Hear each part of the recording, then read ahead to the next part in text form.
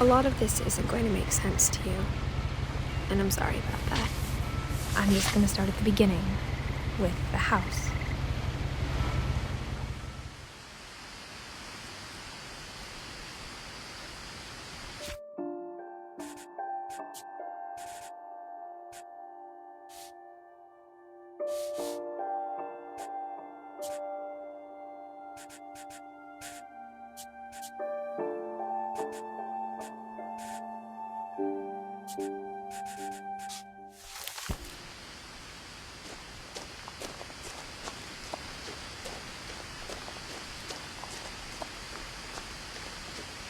I lived here until I was 11, but I wasn't allowed inside half the rooms.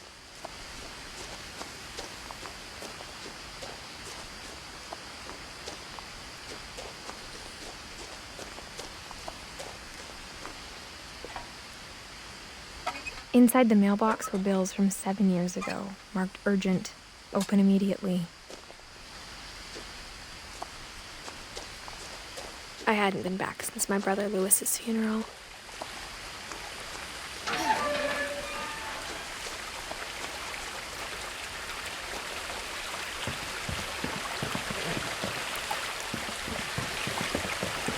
In her will, my mother left me a key, but didn't tell me what it unlocked. Maybe she thought I'd know, or she thought that the mystery would be enough to bring me back.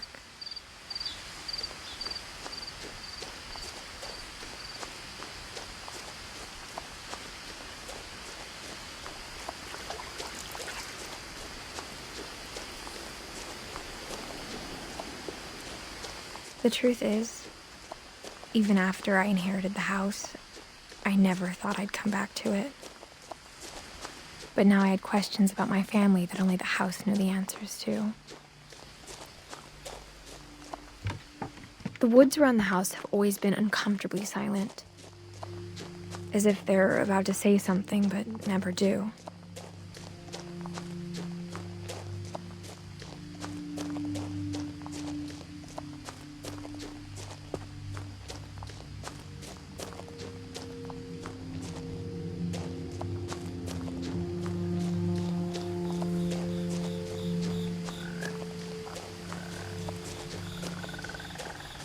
The house was exactly like I remembered it, the way I'd been dreaming about it.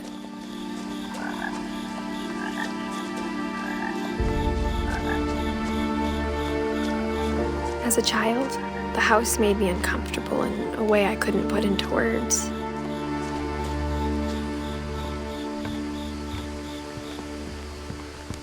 Now, as a 17-year-old, I knew exactly what those words were. I was afraid of the house.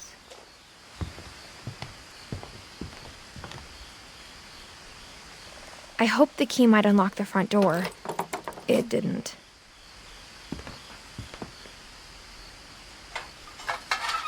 Looking in, I felt like the house itself had been waiting for me.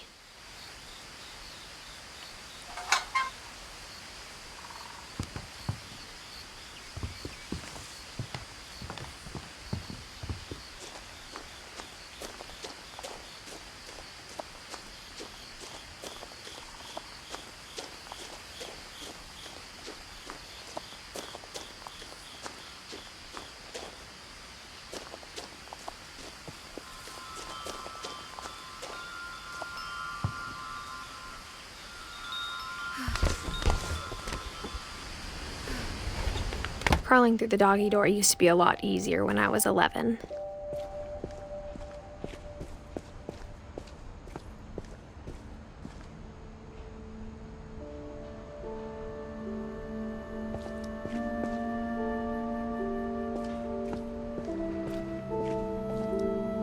The power had been turned off the night we left.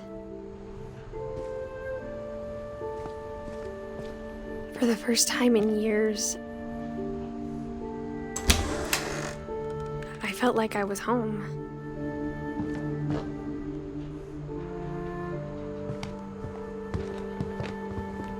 But instead of a family, there were just memories of one.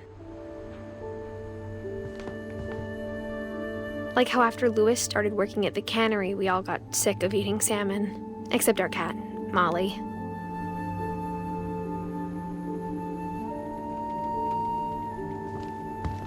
or how only one restaurant would deliver to our house, so we had Chinese a lot.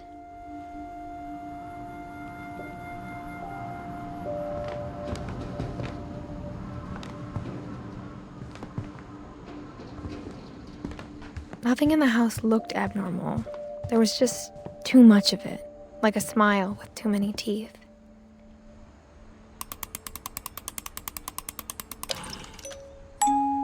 Great-Grandpa Sven built a music box for Barbara, along with the rest of the house.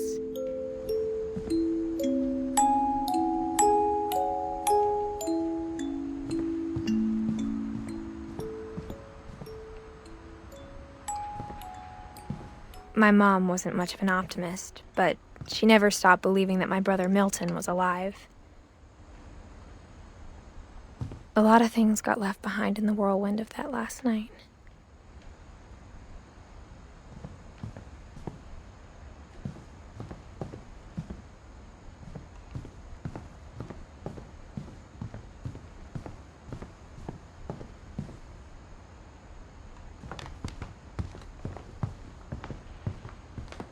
Even the fireplace had a story. Edie told me the bricks came from the original house, after it sank.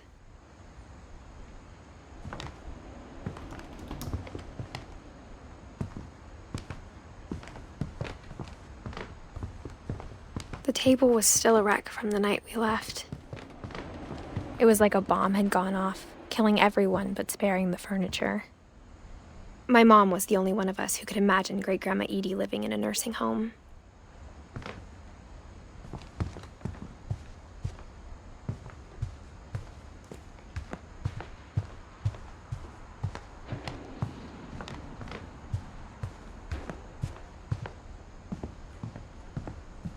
Mom always told me to stay out of the basement, so I wasn't too surprised when the key didn't fit.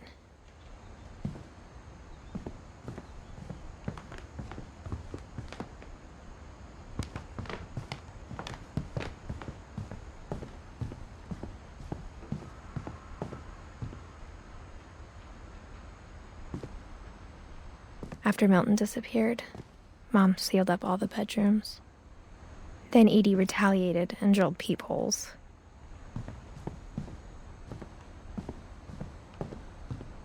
I spent a lot of time playing in Great Uncle Walter's room. I think my mom sometimes regretted not sealing it up.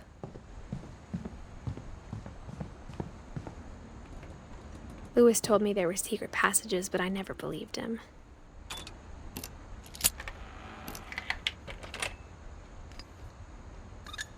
Turns out, my mom was really good at keeping secrets.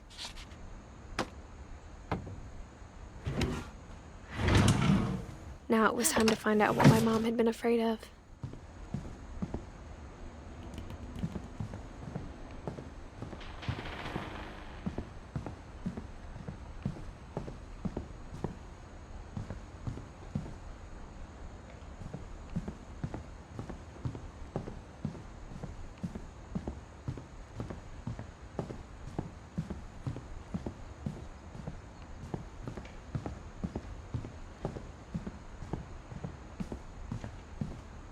Whenever people ask me about my family, the first thing they always want to know about is Barbara.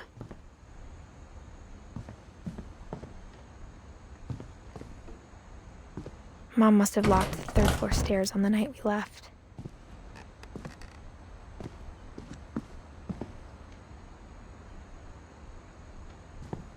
Edie's father, Odin, built the original house.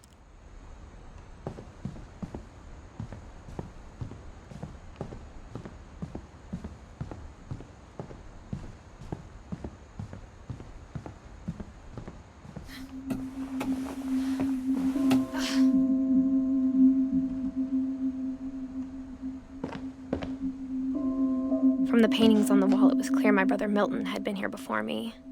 Reading this, maybe it sounds like I had a plan.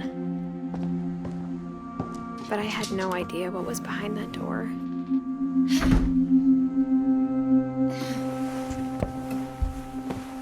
Just like I had no idea where all this was gonna lead. I grew up looking at Molly's room through the peephole. Molly's gerbil had a tiny bedroom with its own even tinier gerbil cage. Being inside for the first time, I felt like I'd stepped behind a painting.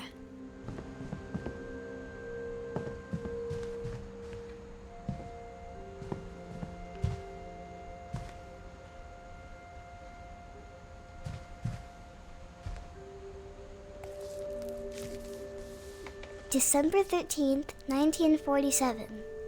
Dear Diary, I'll be gone soon, but I wanted to tell somebody about what's gonna happen.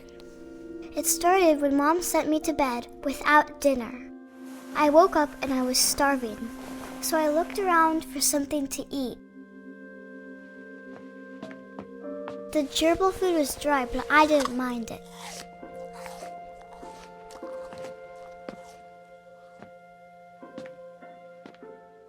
My Halloween candy was all gone.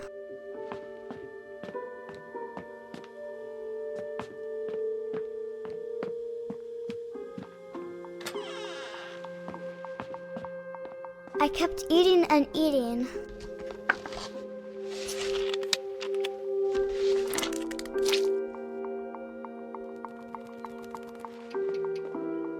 I ate a lot of things that night.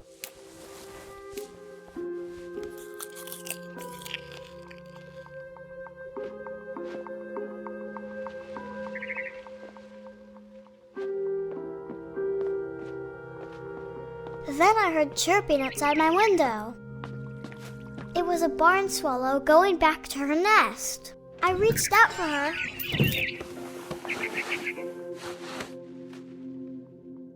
And suddenly, I was a cat.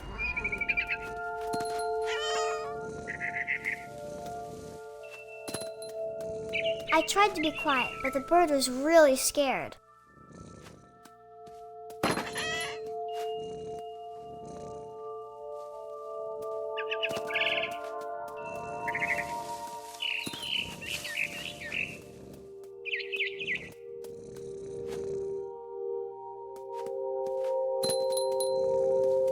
Mom and Dad didn't even look at me.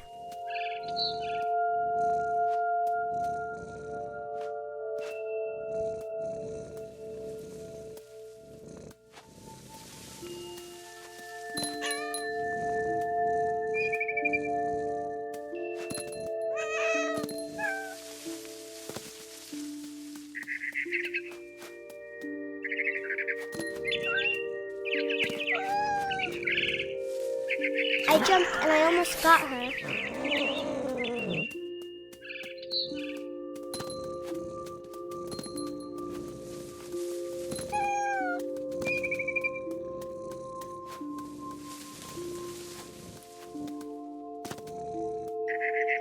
I could tell she was getting really tired.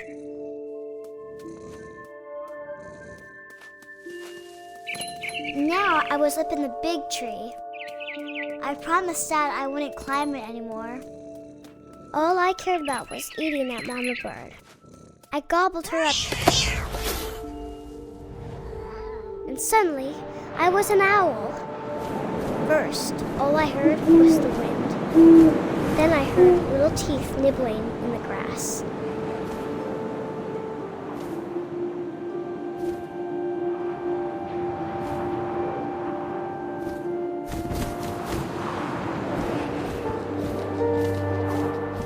Rabbits.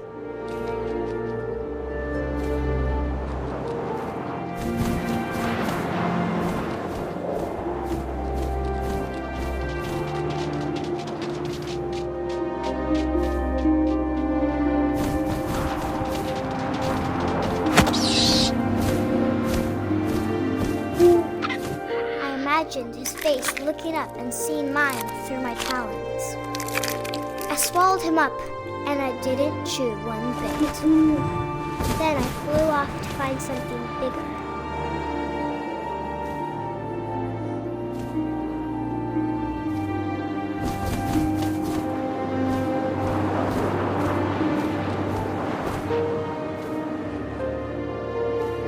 A mama rabbit.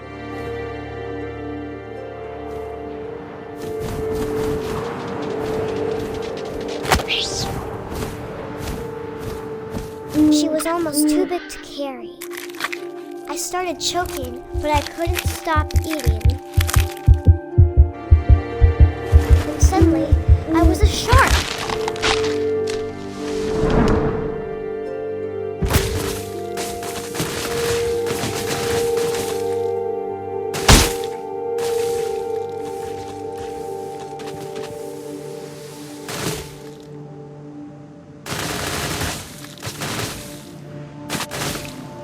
I rolled off a cliff and into the ocean. Now, I was hungrier than ever.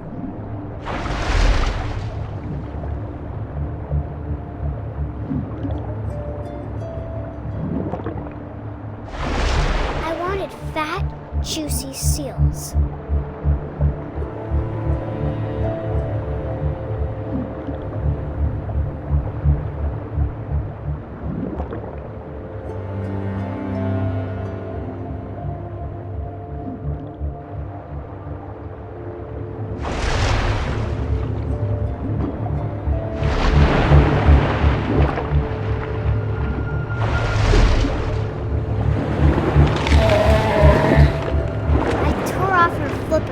Tasted really good.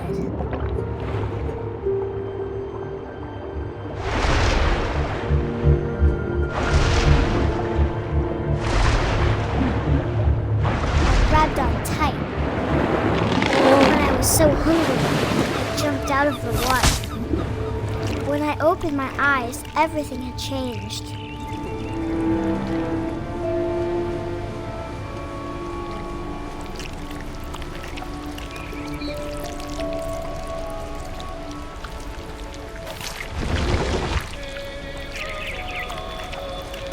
Now I was a monster, and I smelled people everywhere.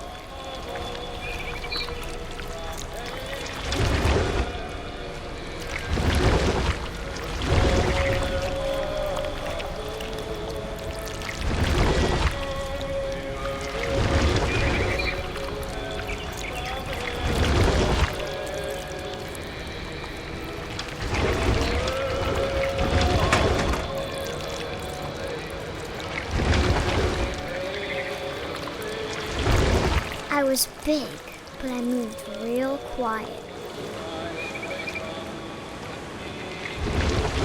Yeah!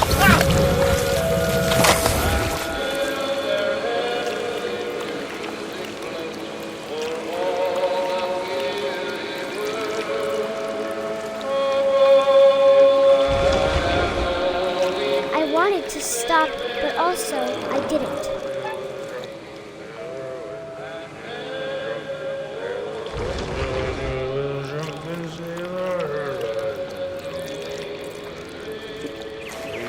Belly was rusty, his belly was rusty, his belly was rusty, razor. What shall I do with a drunken sailor? What shall I do with a drunken sailor? What shall I do with a...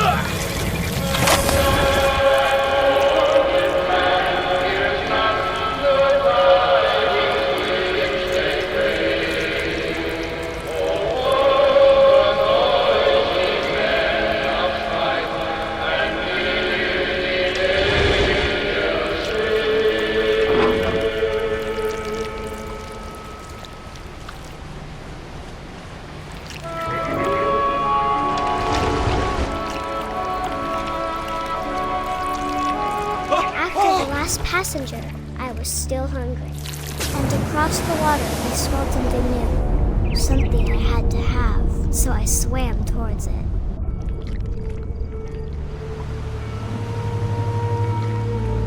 I slithered onto the sand, and the good smell went into an old pipe.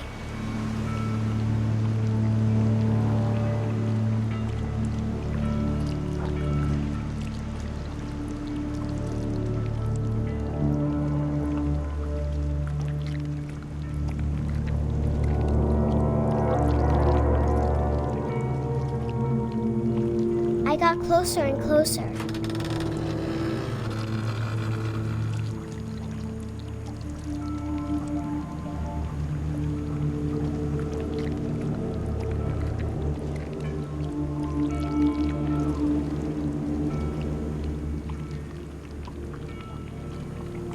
all my stomach started growling. And suddenly, I was me again.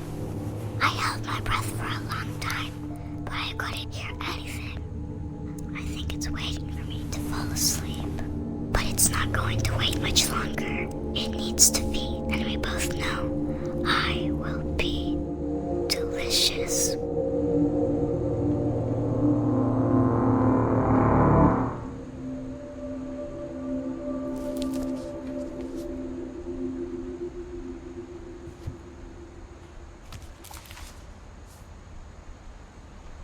I'm not sure if I believed all of that, but I'm sure Edie would have.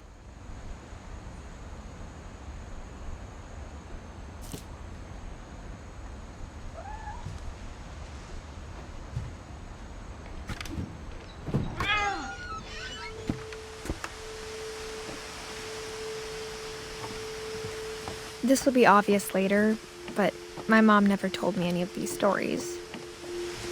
Edie would have, but Mom didn't like bringing up the past. Though, when we adopted a stray kitten, she was the one who named it Molly. I spent a lot of time in Great-Grandma Edie's room.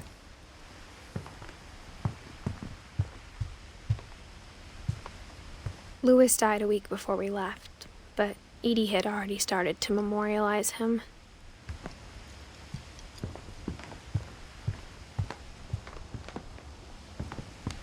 Edie gave a big interview about a mole man living under the Finch house. My mom was furious. I hadn't thought of myself as Edith Jr. for a long, long time. One summer, they evacuated the island, but Edie refused to go. For a few weeks, she was a celebrity. When Edie told people Sven was killed by a dragon, she could also have said he was building a dragon-shaped slide that collapsed. Even in her 90s, sometimes Edie seemed a lot younger than my mother. Her room was like a museum. For 500 years, the Finches have been famous throughout Norway for their fortune and misfortune.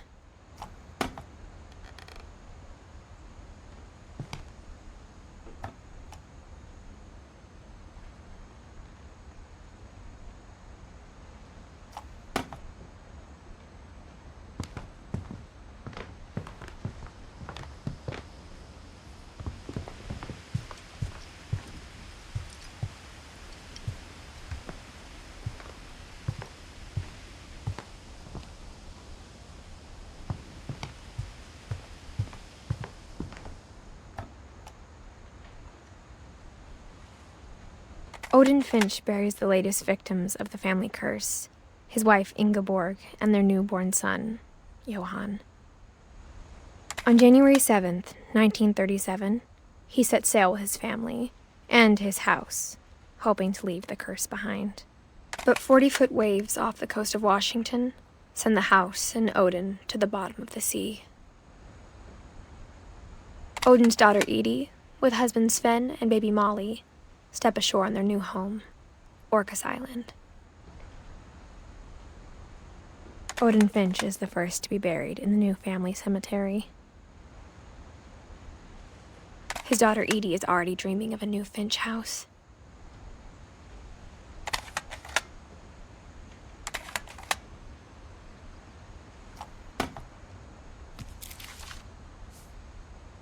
Whatever's wrong with this family, it goes back a long ways.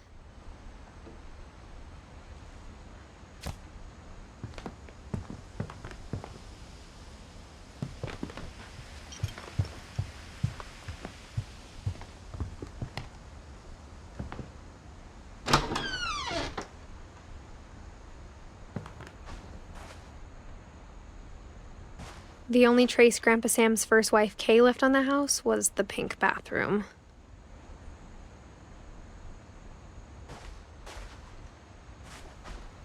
It was a pretty big trace.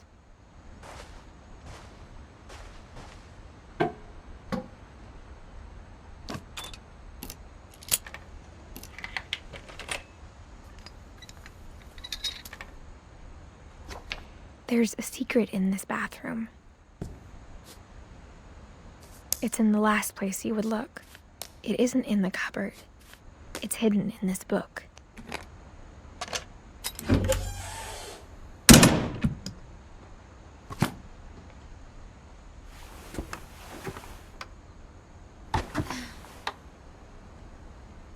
Sven gave Sam an old camera he'd refurbished. He never put it down.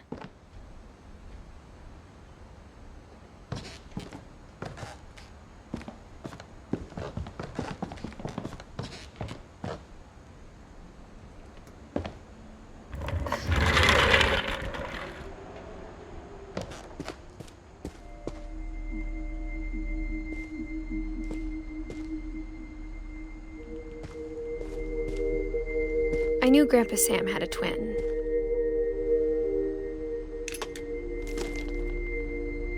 And that he never talked about him.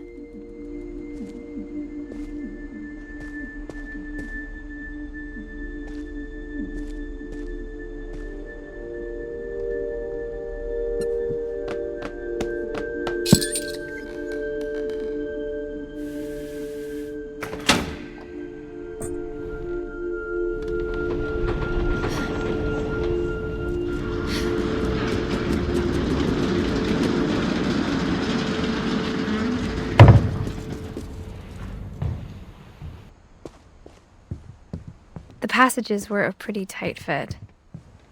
They'd obviously been built for smaller hands and bellies.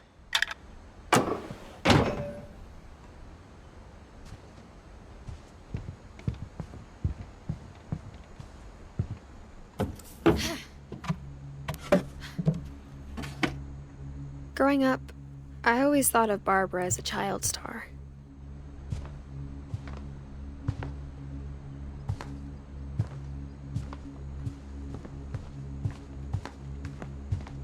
I never thought about how hard it must have been for her afterwards.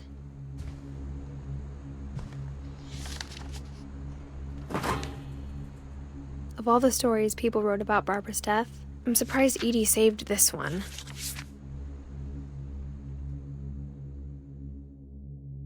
Old Jack here with another ghastly tale inspired by America's most unfortunate family. I'm calling it The Surprise Ending of Barbara Finch. As a child star, Barbara was famous for her scream. Now at 16, she was all washed up. A has-been. But in a lucky break, she'd been asked to perform her signature scream at a local convention for monster movie fans. It was just the boost her career needed. Unfortunately, her scream hadn't aged well. Getting better. I think you just need the right motivation. Her biggest fan and current boyfriend, Rick, was about to demonstrate when... Now that was a great scream. It was Barbara's father, Sven. He'd slipped into a table saw and had to be rushed to the emergency room. So Barbara got stuck babysitting her youngest brother, Walter. Her convention comeback was cancelled. Okay, I'm hearing frustration, but I'm not hearing terror. What if I tried... A gang of hoodlums in Halloween masks have been terrorizing Orcas Island tonight. Police are urging residents to... That came from the basement. You're right! Also, I loved your delivery on that. Why is your basement door locked? Because my dad likes making puzzles and secret passages. There's a key hidden in the music box. The secret is to keep winding and winding until finally the key pops out. Thanks, babe. I'll be back in a sec. 20 minutes later, Rick hadn't returned. So Barbara went to look for him, right on cue. She reached for the music box. And as she wound the key, she listened for Rick, but the house was silent.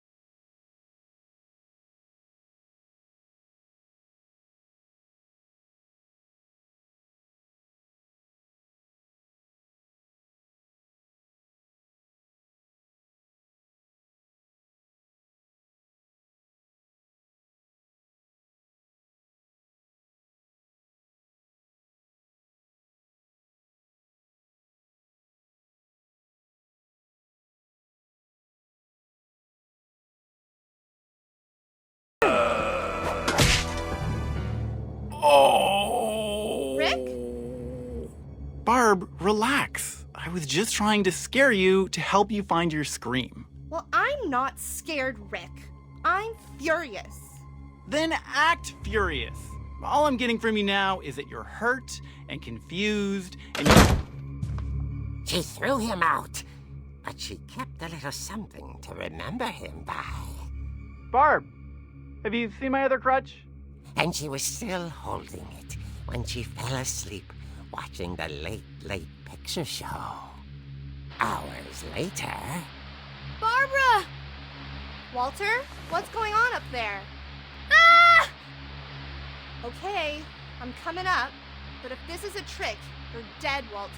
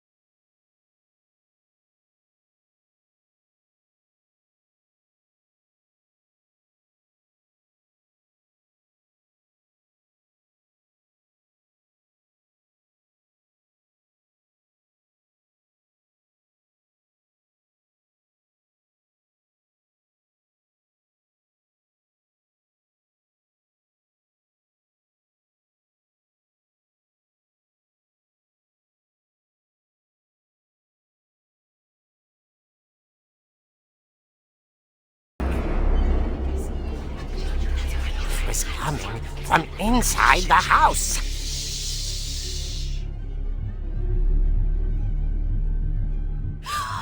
Oh dear. The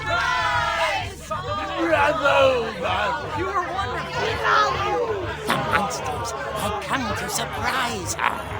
For Barbara, it was a dream come true. Then she saw what kind of monsters they were, and she realized what was about to happen. She was going to be famous. And with her final breath, Barbara Finch gave the performance of her life.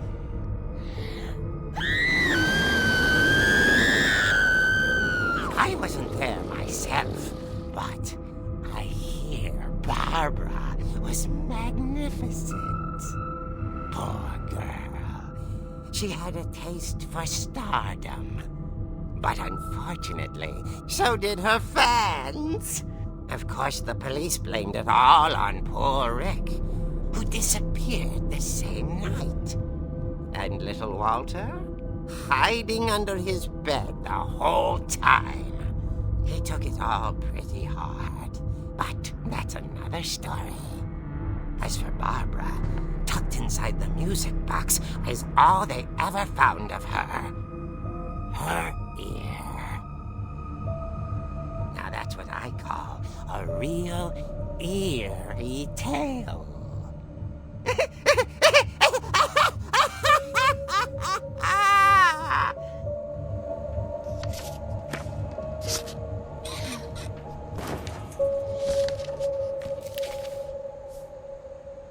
Edie told me all Barbara wanted was to be remembered, as absurd as that comic was.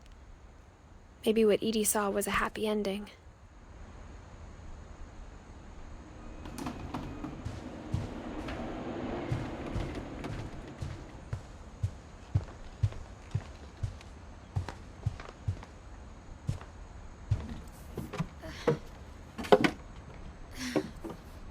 I guess now I know why Mom didn't like me playing with the music box.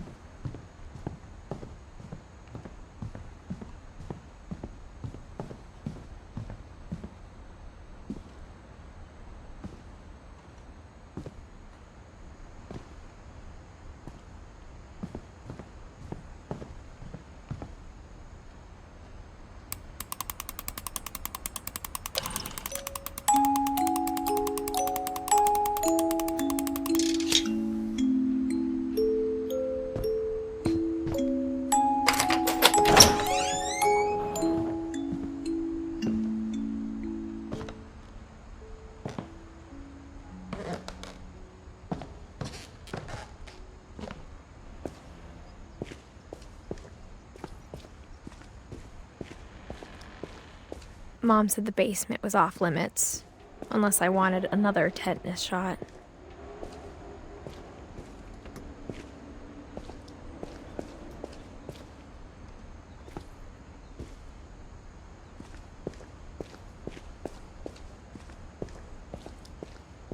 I saw Edie sneak down to the basement once, carrying packages.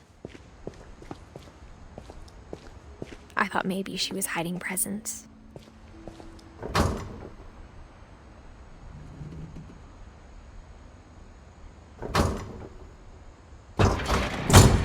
It turned out she was hiding a lot more than that.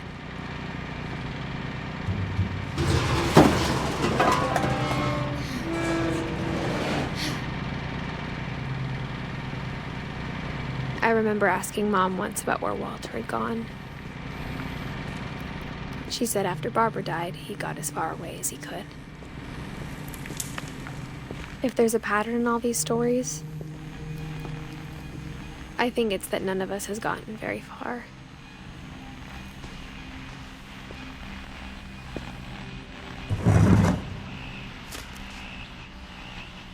Goodbye, everyone.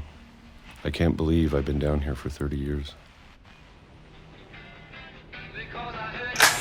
On that first day, after the shaking started, I didn't think I'd survive a week.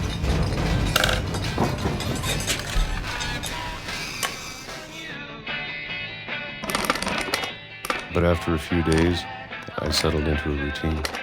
That's what kept me sane. Having a schedule, living for today. I always expected to be dead tomorrow. But if you wait long enough, you get used to anything.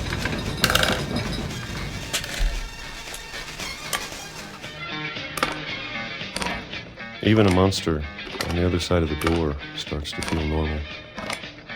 Almost friendly.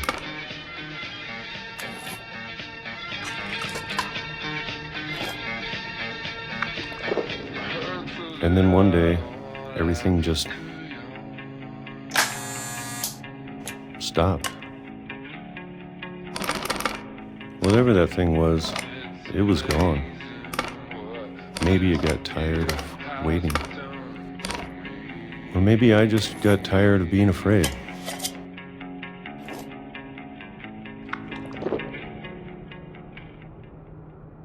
It's been a week now, the longest in 30 years.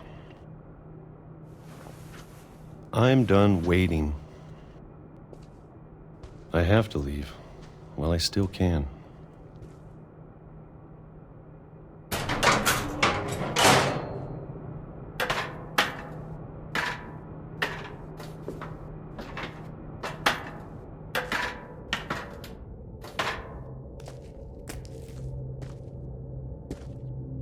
I know it's out there, somewhere.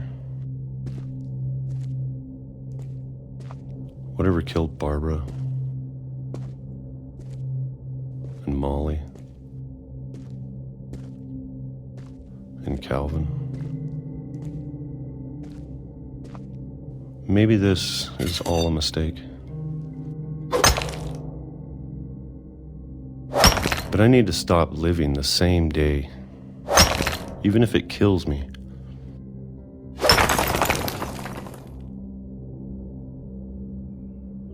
Whatever's out there, I want you to know I'm ready for it.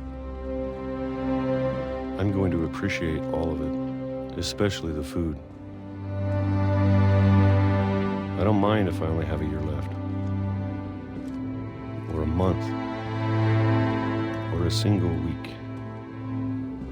I'd be happy with one more day. I can already imagine the sun on my face.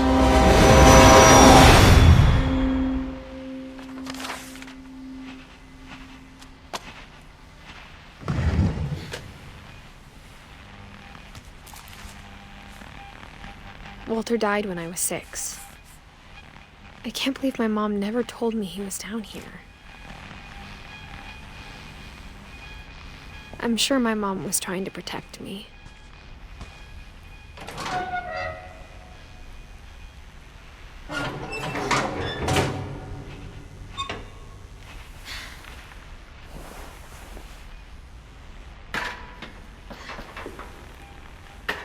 Maybe she was afraid I'd end up like Walter.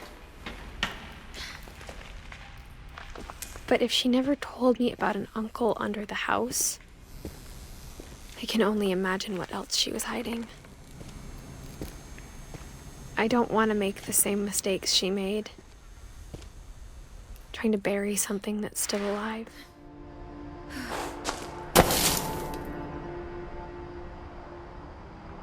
Now that there's only one of us left, or maybe 2, I thought it was time I heard the stories for myself and found out what happened to everyone else. But now I'm worried the stories themselves might be the problem. Maybe we believed so much in a family curse, we made it real.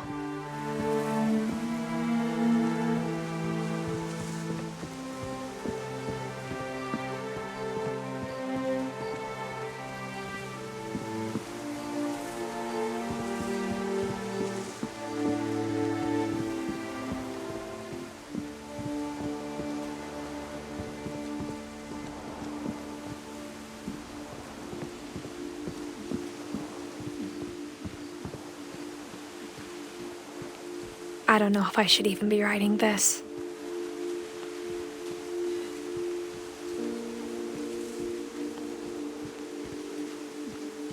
Maybe it'd be better if all this just died with me.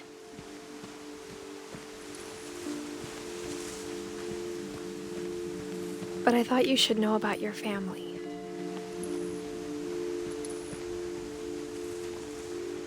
And the history you're a part of. Though to be honest, I feel as lost as you probably do right now.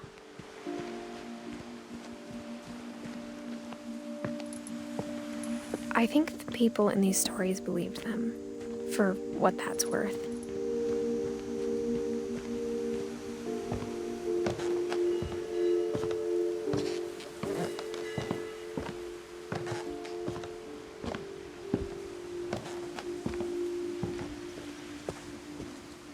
And when you look at the house, that history of imagination and stubbornness and madness, any of it seems possible.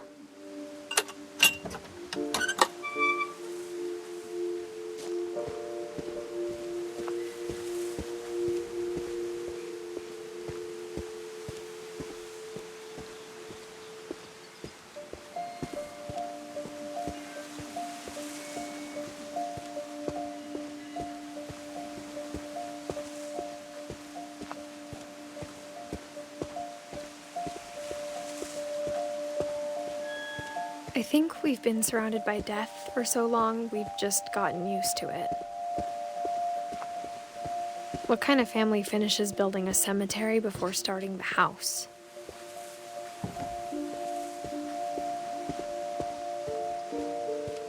It's embarrassing for me to admit this, but the pet cemetery made me more uncomfortable than the human one. 3 of the gerbils were mine, and 2 had been my fault.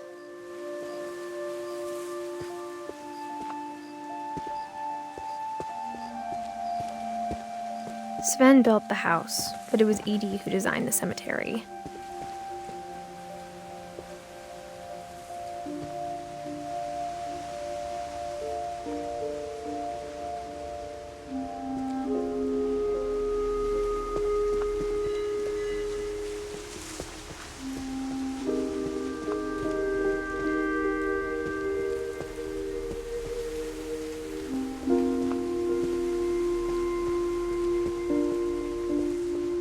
I'm sure Odin's monument had been Edie's idea.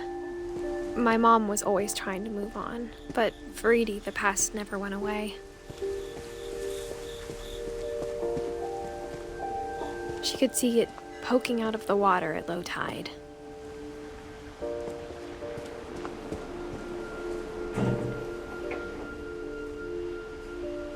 Edie said she dreamed about the old house every night.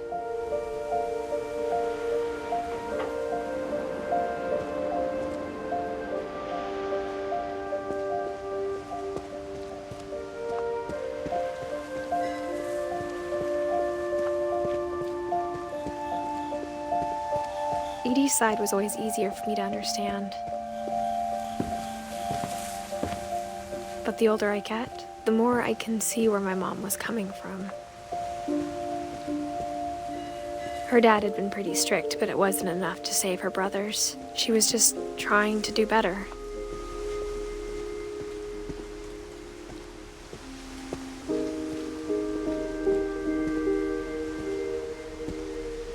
She lost 2 of her brothers, just like I did. I get why she tried so hard to protect us.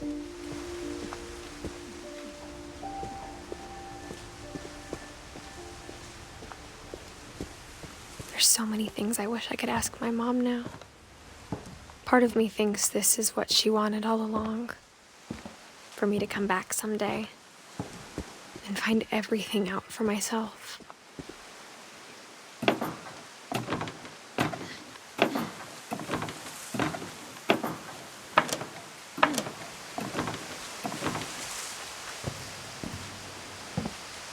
But looking back on it now, if she told me there was going to be so much climbing, I never would have come when I was 22 weeks pregnant.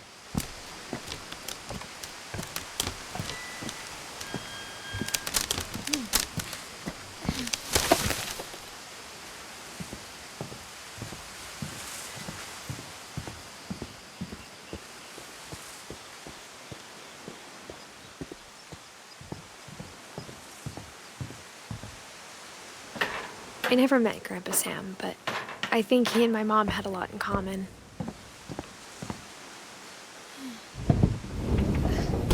They were both pretty intense.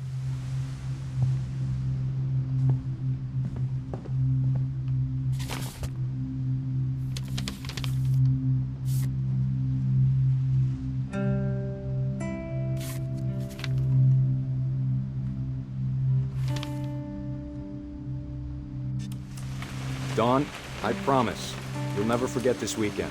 Yes, sir. These memories are perfect. It's gonna rain the whole weekend, isn't it?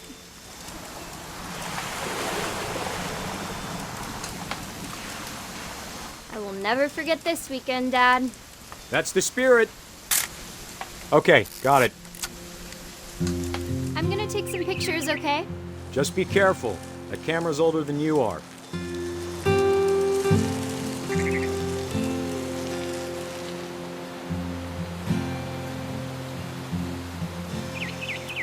You're right, Dad. It's starting to clear up. Still freezing, though. Aw.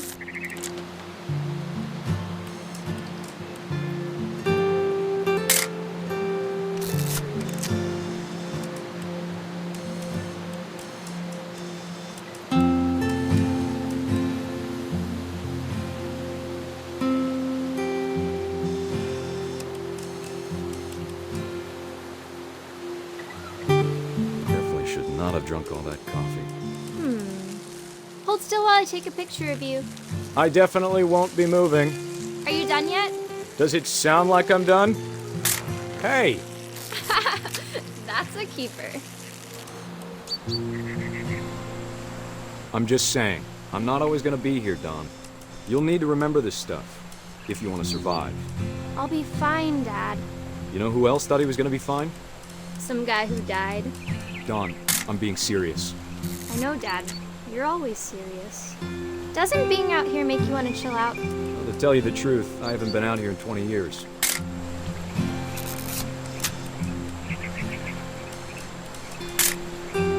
Dawn, don't you think you could find something more interesting to photograph? You don't need to waste any more film on me, kiddo.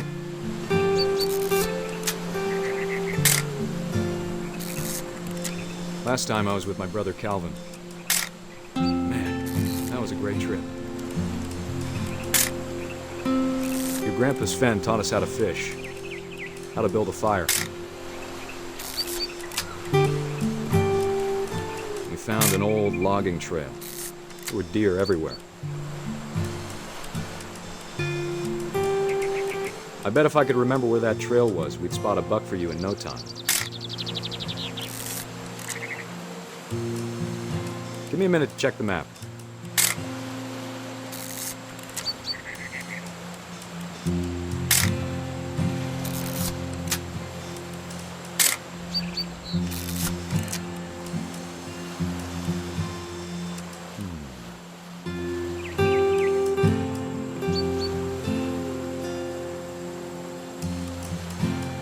Dad! Good eyes, Dawn. Before you take the shot, let me get a picture of you.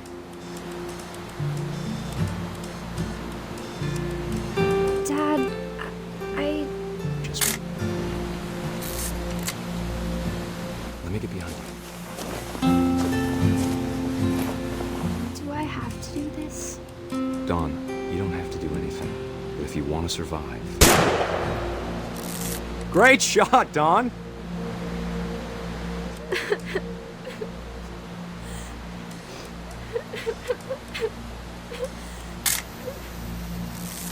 I'm proud of you, Dawn. Always remember that, okay?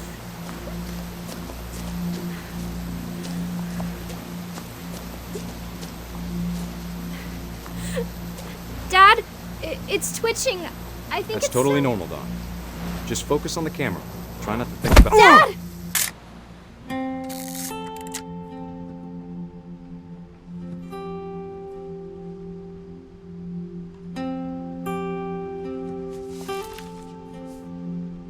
Of all these stories, that's the one I wish most that my mom had told me.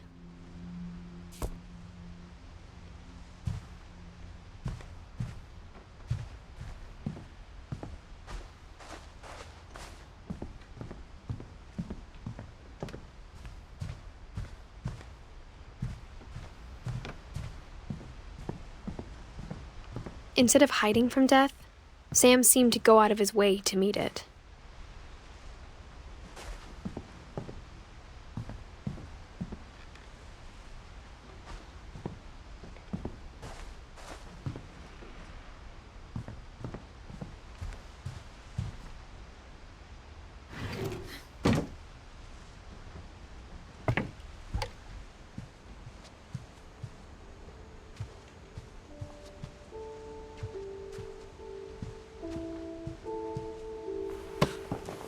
After Sam died, my mom and Edie got really close. They'd both lost a lot.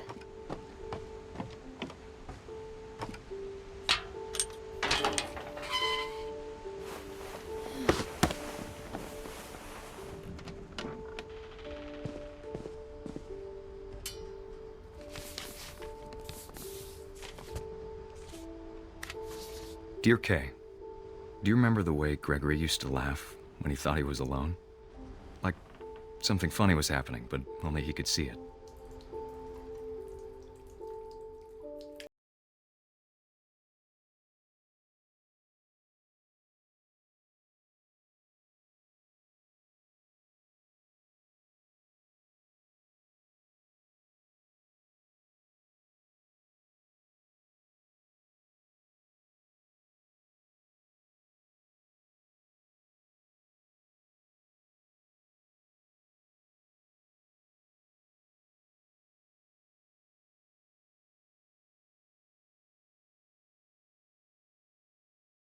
Gregory, it's time to... Hold on, sweetie. Hello? Sam, I told you I don't want to talk right now. I wonder what he saw. What his world was like.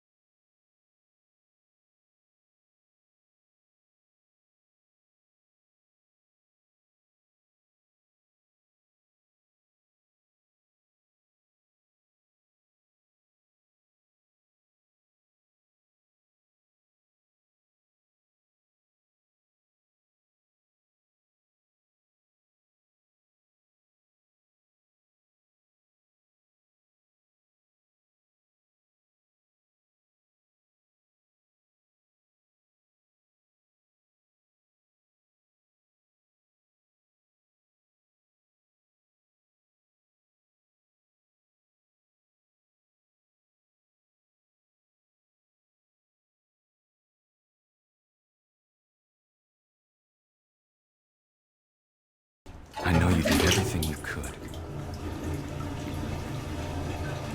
Maybe if I hadn't called that night. Damn it. I wish he could have told us. Hold on, I don't want to. About the world he saw.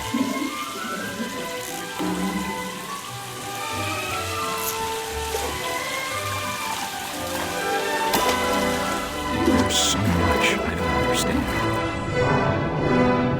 About Gregory. About everything.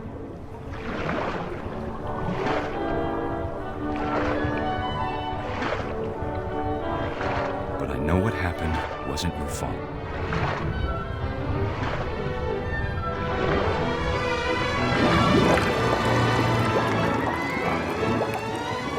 I'm sure he's happy. And he'd want you to be happy too. Good luck, Kay. Love, Sam.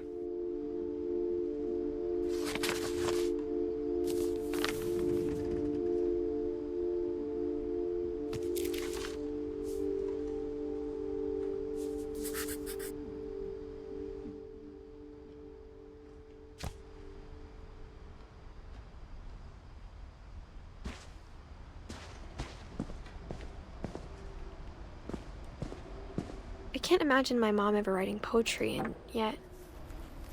A poem for Gus, who always said the wedding was a bad idea. Our father never hit us kids, at least not very hard, before the day my brother said with teenage disregard that he'd be dead before he'd see a wedding in our yard.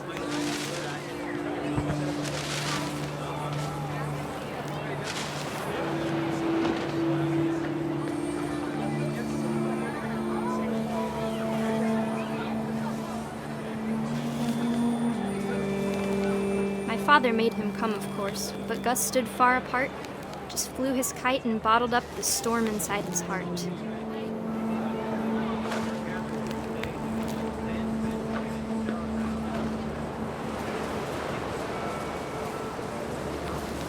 I tried to talk him out of it, but though he'd never met her, "We don't need a stepmom," were the words that I now pronounce you husband and wife. You may kiss the bride.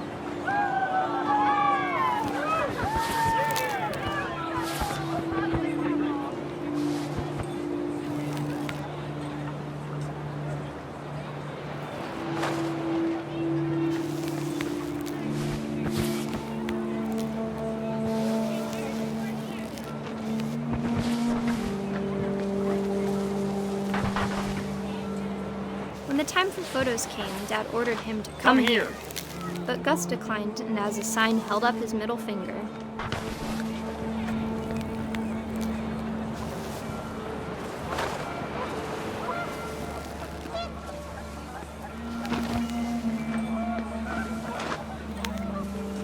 The wind picked up, and panicked geese appeared and quickly went. But all the humans did that day was go inside the tent.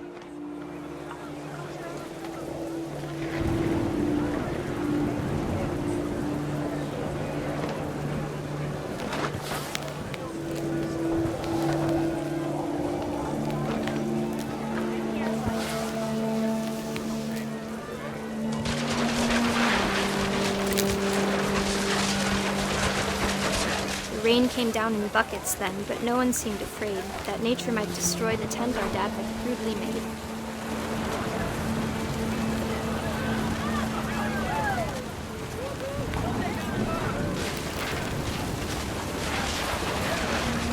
The thunder sounded much too close and full of angry power, but all my father said to this was, "Make the music louder."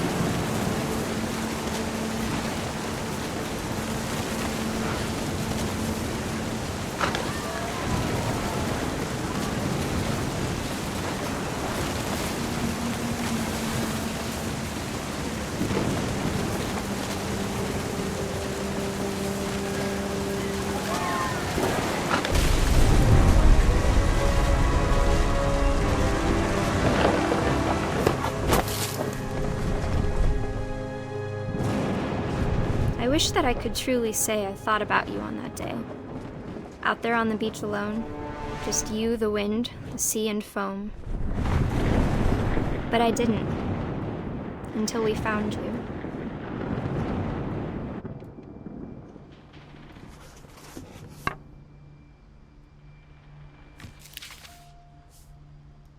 She never talked about him, but Mom told me once if I was a boy, they were going to name me Gus.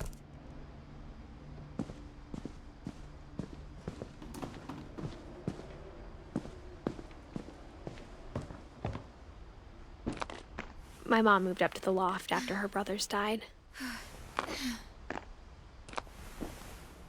At the time, it was as far away as she could get.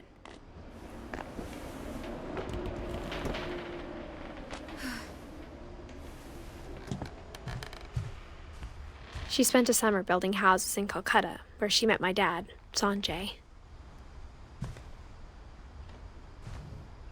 My mom moved to India a week after graduation and got a job teaching English. Louis was born a year later.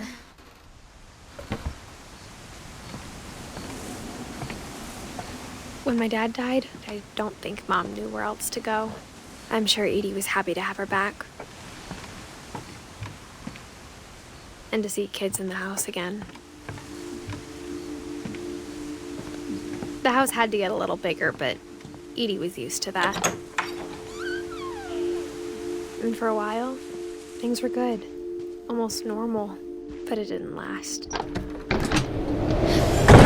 The beginning of the end was Milton's 10th birthday, when Edie gave him a castle.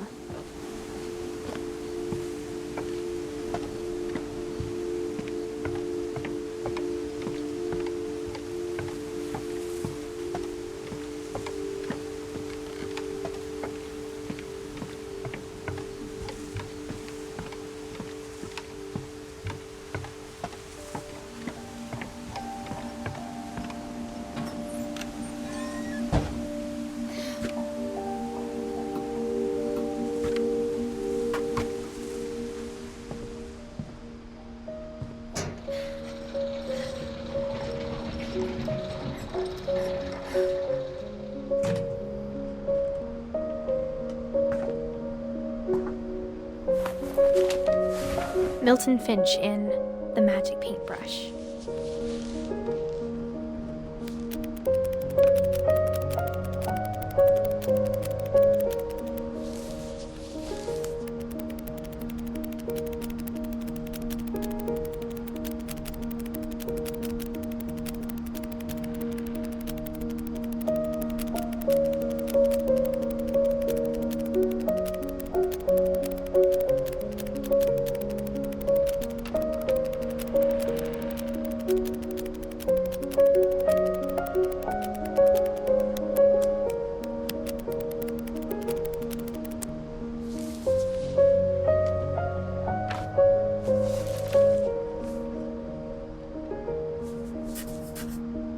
I was 4 when Milton disappeared.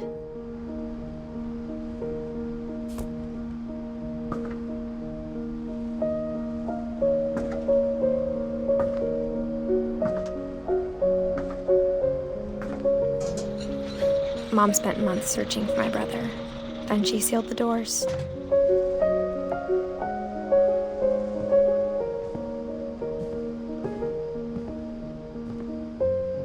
Whatever Milton had found in the house, Mom didn't want it getting out.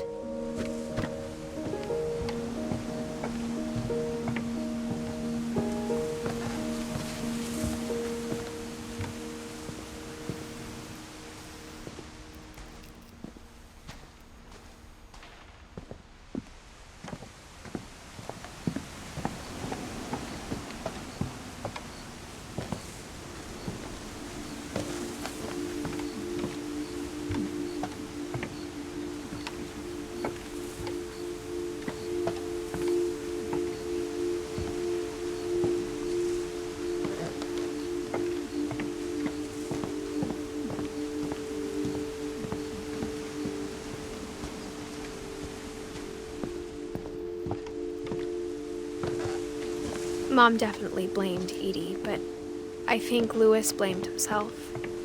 After he graduated, he just spent more and more time in his room, until Mom got him a job at the cannery.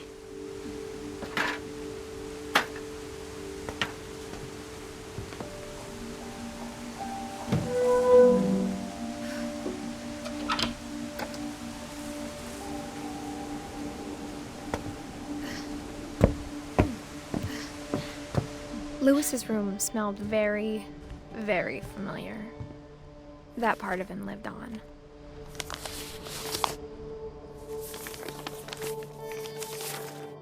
Dear Mrs. Finch, as Louis's psychiatrist, I can understand your desire for an explanation.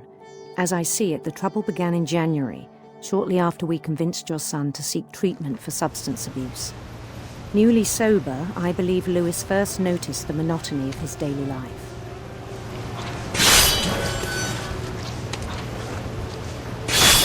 He kept working at the cannery, but he withdrew part of himself. In our sessions, I saw the same behavior. His mind began to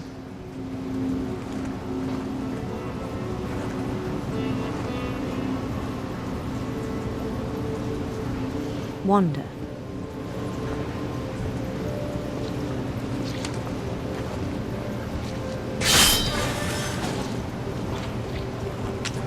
I asked him to describe it. He said he started small, imagining a labyrinth. He'd feel his way about. Then something moved. Bats and toads.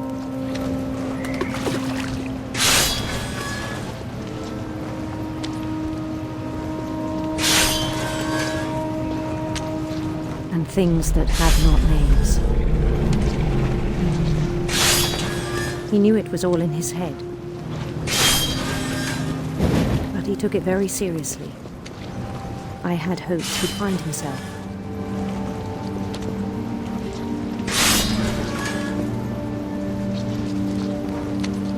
But he found something more. I worried about him then. Daydreaming at the cannery. I spoke with his boss. But he said Lewis had become a model employee. Methodical, tireless, focused. Like a whole new Lewis. So I let him go on.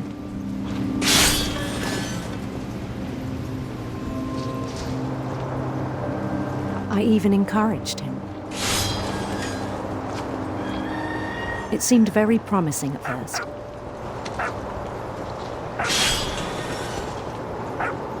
He told me he'd made a new friend.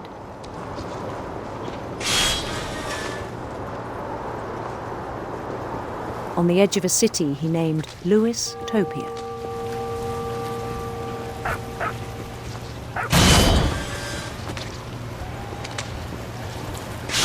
He built the city up slowly, brick by brick. Then he made musicians.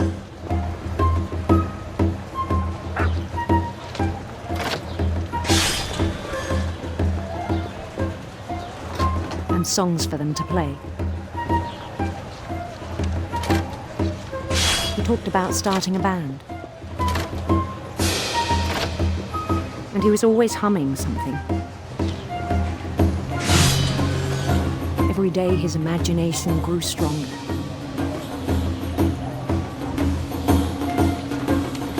He no longer spoke at the cannery. But his chopping was as reliable as ever. Then one day it struck him that all the cheering crowds, even the stones under his feet, were all in his imagination, so he could do whatever he wished.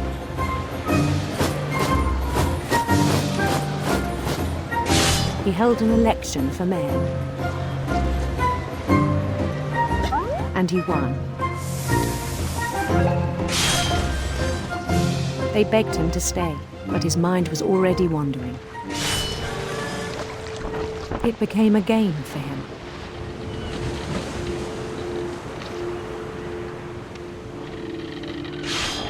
He'd conquer a city, then immediately push on.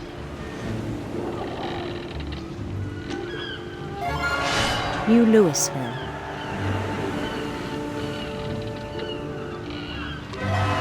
St. Louis.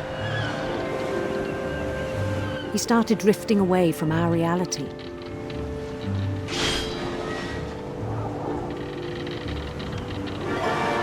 Minneapolis.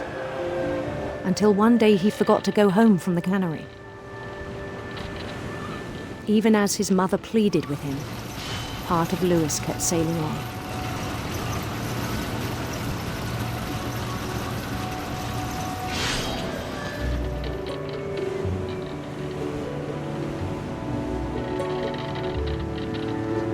In Louisburg, he heard rumors of a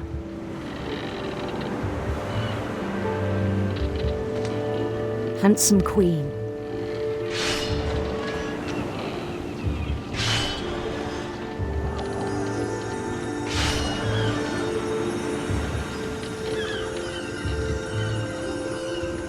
The queen was on her own quest for sinister serpents.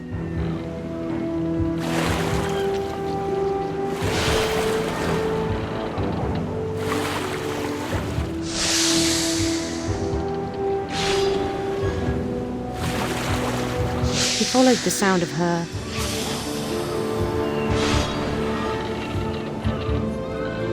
silver harp.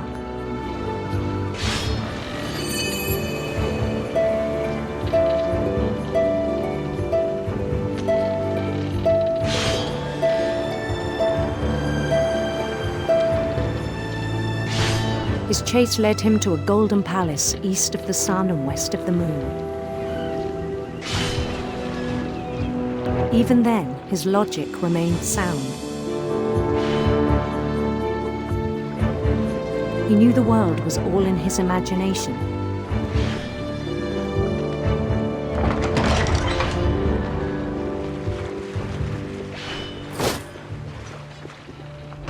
But he was so proud of having created it. In his own eyes, he'd become something greater than a king.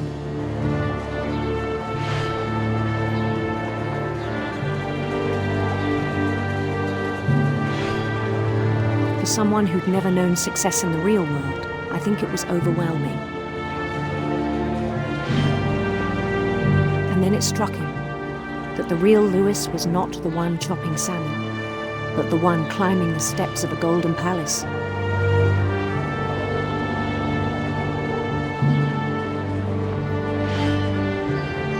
My imagination is as real as my body, he told me. It was hard to argue with him.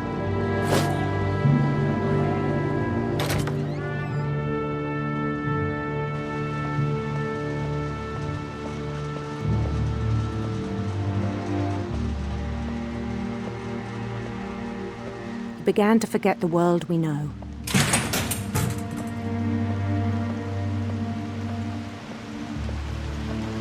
I think it pained him to remember Louis, the cannery worker.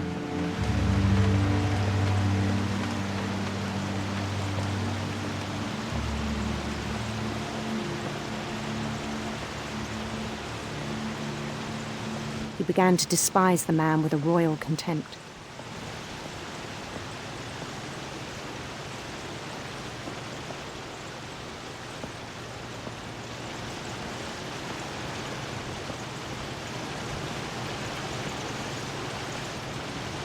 I still thought I could save him. Even after he said he was being crowned king over all the lands of wonder.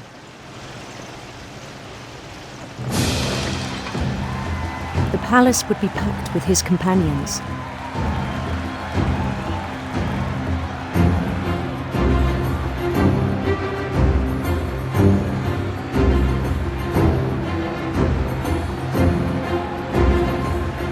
Including the wise Calico who'd insisted on inviting him.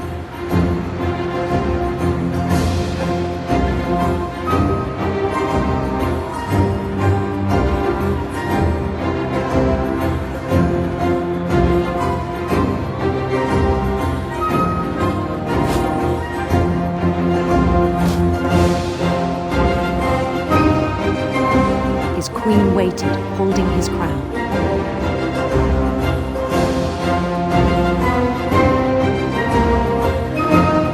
There was only one thing left to do.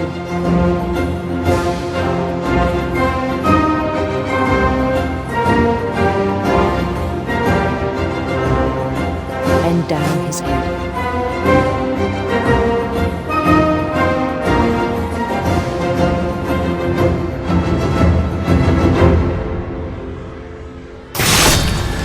rest I think you know. Mrs. Finch, your son was a kind man who will be missed by all of us who knew him.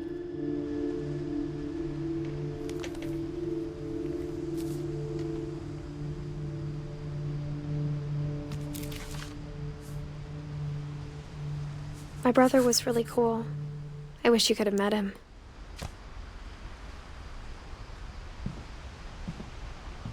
Louis and I spent a lot of time playing games together, but he was surprisingly bad at them. He died a lot.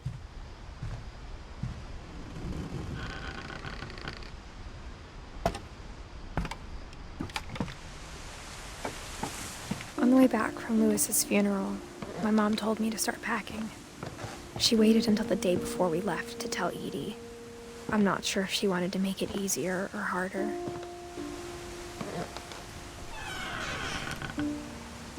I wish we'd stayed. But I understand why we left. My mom ended up leaving everything behind.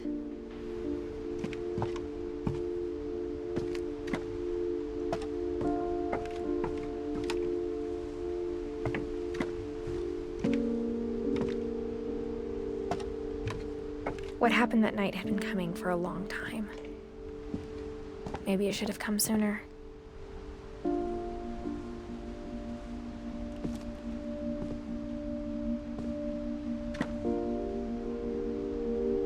But it had to end one way or another. All that's left now is to tell you about that last night.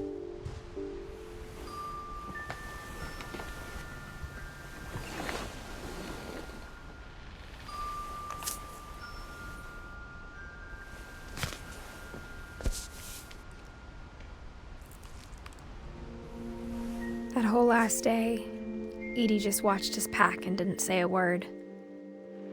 Until supper, when she raised her glass and said, "To our final night together, and all our final nights apart." Grandma, you know what I said about alcohol. Some of your medications are very Edith, specific. I left a present for you in the hallway. Why don't you go open it? The grown-ups have to argue now. I'm sorry, you're right. We're all leaving tomorrow. Let's just enjoy our last... I'm not leaving. Edith, you're excused.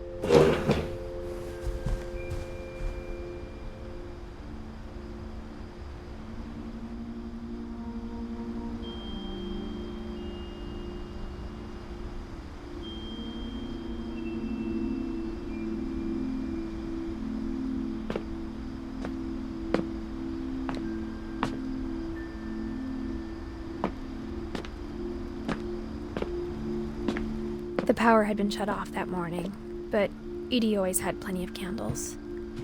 When my mom sealed the library, I don't think she knew about the other entrance, or that Edie had a key to it.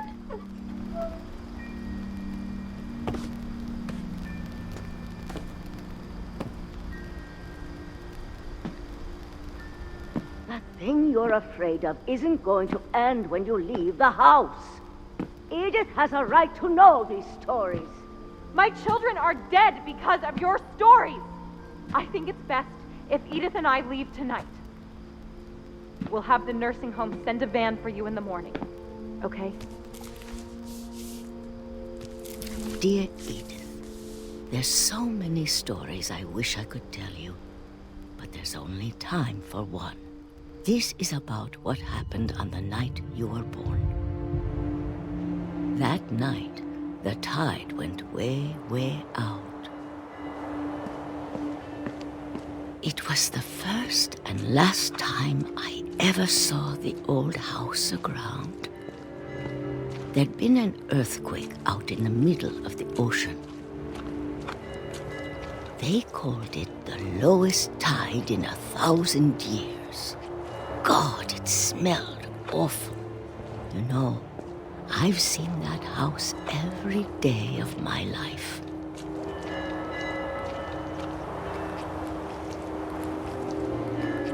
But I never thought I'd go back to it.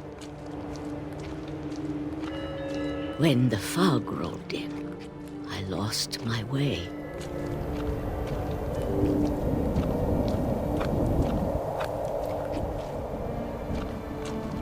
I got turned around.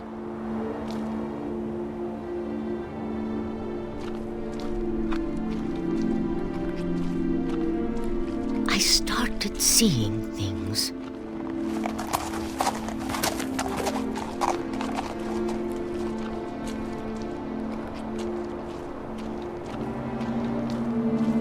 Things I'd forgotten had ever existed.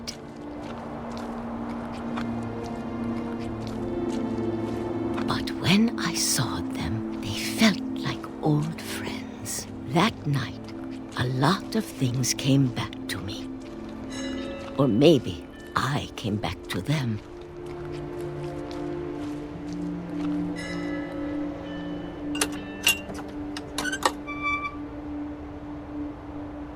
Things I can't explain, but that I need you to try and... Edith, what are you doing in here? It's mine. Edith! Mom, you're gonna rip it! Let go! I kicked and screamed, but Mom dragged me to the car. I never saw Great-Grandma Edie again. The next morning, the van came to pick her up, but she was already gone. After that, we moved around a lot.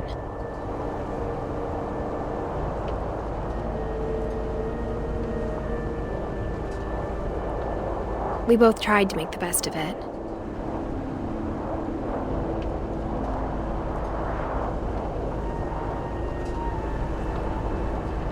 A few years went by.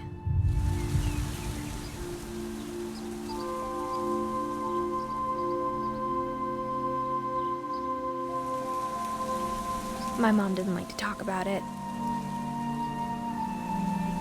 but she started getting sick a lot. The rest happened pretty quickly.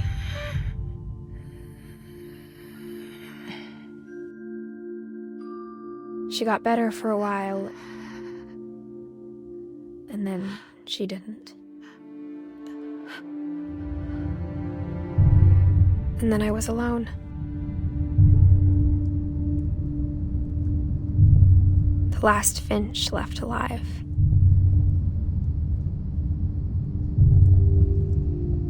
Until I found out about you.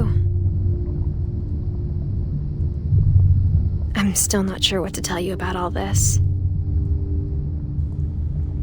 If we lived forever, maybe we'd have time to understand things. But as it is, I think the best we can do is try to open our eyes. And appreciate how strange and brief all of this is.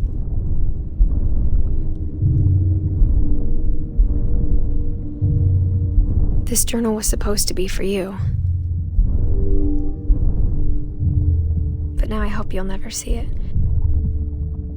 I just want to meet you and tell you all these stories myself. But I guess if you're reading this now, things didn't work out that way.